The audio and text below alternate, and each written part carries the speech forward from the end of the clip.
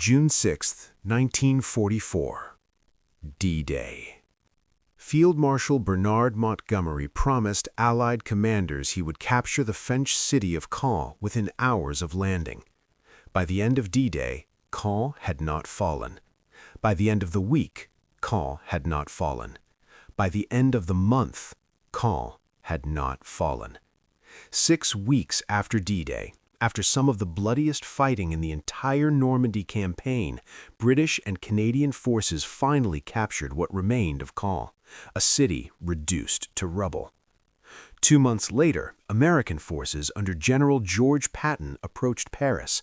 They captured it in 3 days. The contrast wasn't just embarrassing, it was strategic. Inside Allied headquarters, this difference caused real anger. One side called it discipline, the other called it failure. And behind closed doors, Allied commanders were furious. It revealed 2 fundamentally different approaches to warfare and forced Allied command to choose which philosophy would win the war. This is the story of how speed defeated caution, and why that lesson still echoes in military strategy today. When Allied forces landed in Normandy on June 6, 1944, the plan was clear. British and Canadian forces would land on the eastern beaches, Gold, Juno, and Sword. American forces would land on the western beaches, Utah and Omaha. The immediate British objective was the city of Caen, a critical transportation hub just a few miles inland. Capturing Caen would open the route south toward Paris and east toward Germany. Montgomery, commanding all Allied ground forces initially, told Eisenhower that Caen would fall on D-Day itself. His forces would push inland rapidly, capture the city and the high ground beyond, and create space for Allied armor to break out.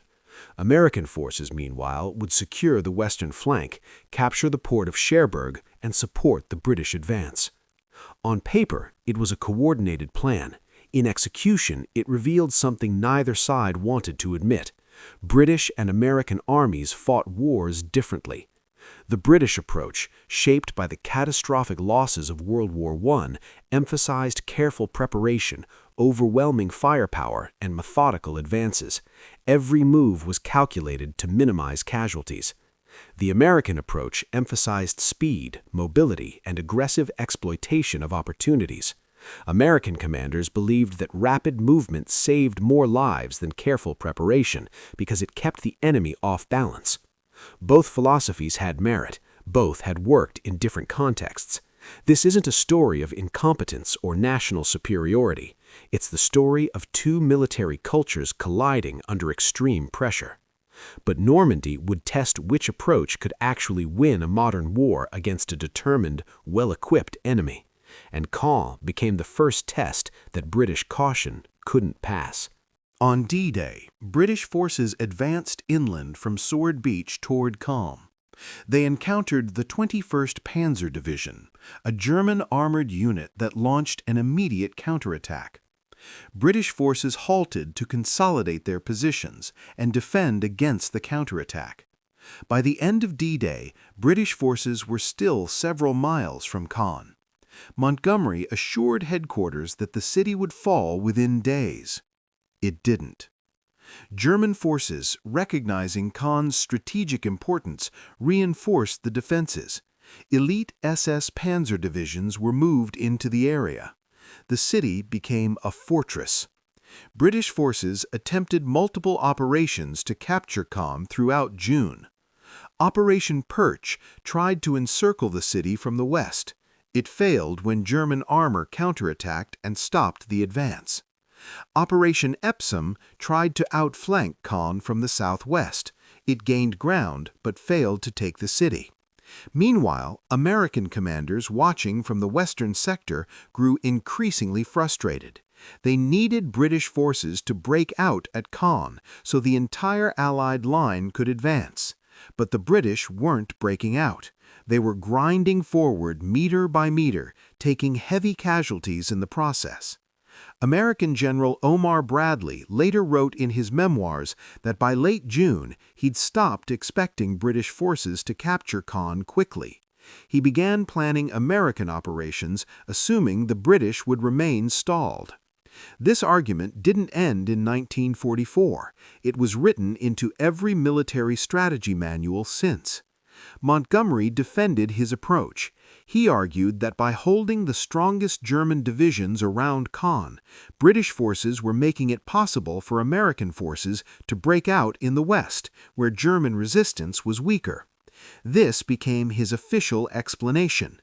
Caen was a deliberate holding action that enabled American success elsewhere.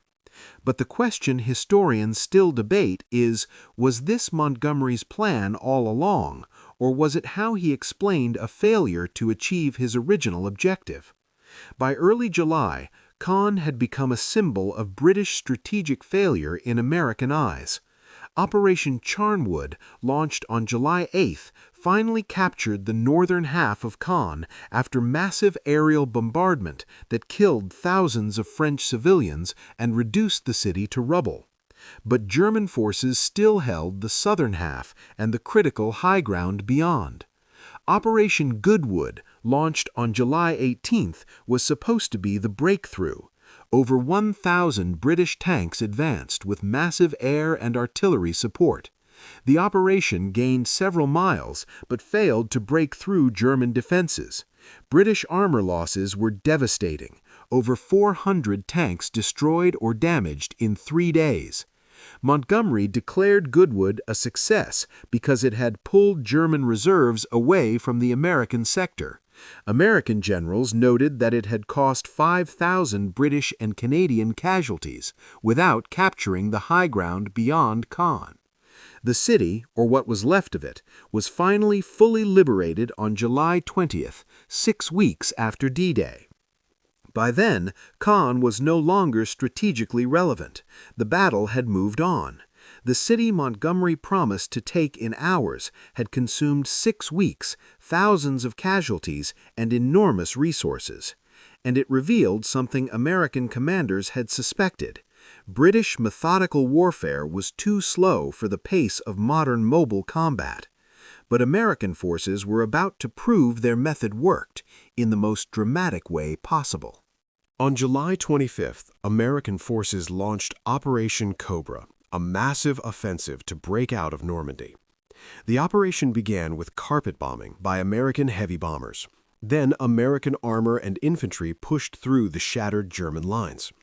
Within days, American forces had broken through, and once through, they didn't stop to consolidate, they exploited.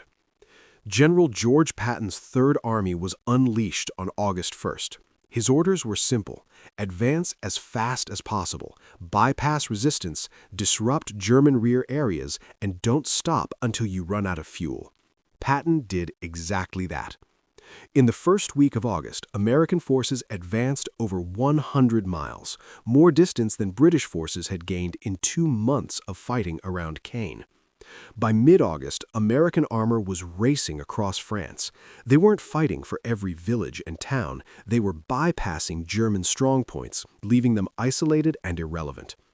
On August 19th, American and Free French forces approached Paris. The German garrison in Paris had about 20,000 troops. Under traditional military logic, capturing a major city with that many defenders would take weeks of urban combat.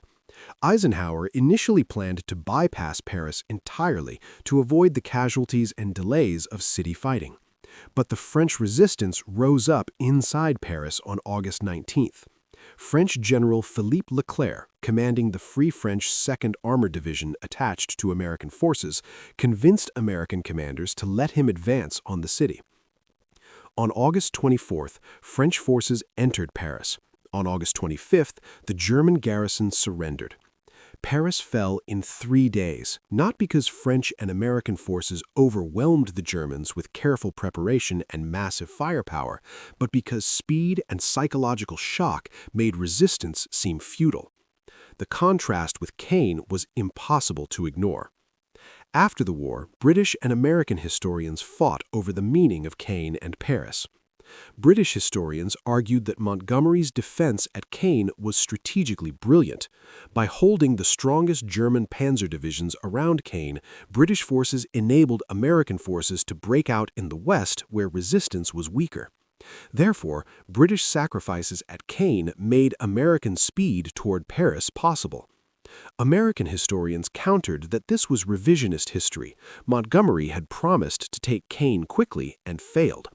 The grinding battle wasn't a deliberate strategy, it was what happened when methodical British tactics encountered determined German resistance.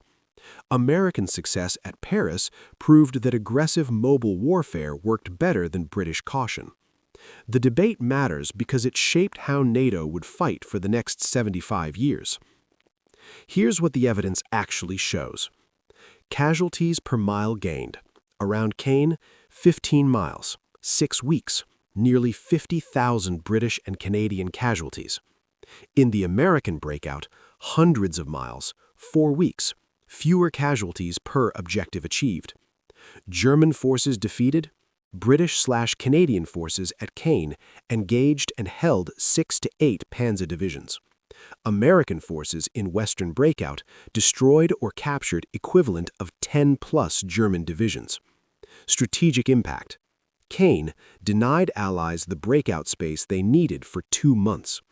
Paris liberation destroyed German defensive coherence in France, enabled rapid advance to the German border.